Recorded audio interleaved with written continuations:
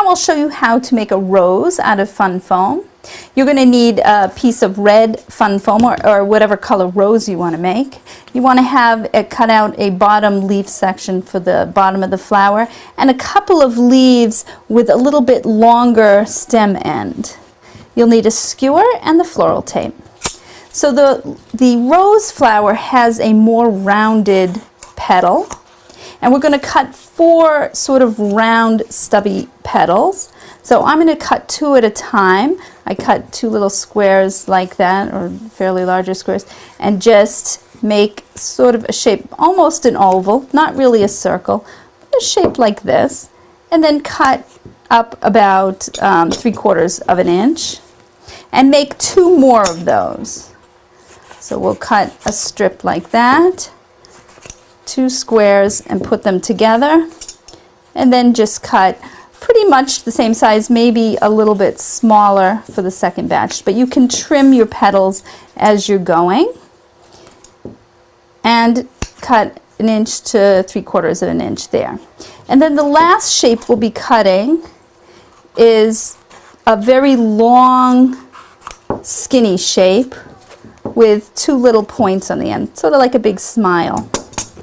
Okay, we'll start by putting our bottom leaf circle there. Then take a petal and take the 2 ends from where we split and fold that to give the petal some shape. And we're going to pierce through the center of the 2 flaps and put that on. The next petal will go opposite the first petal. Again, fold the flaps over and pierce through the center like this, and just arrange it opposite the first petal.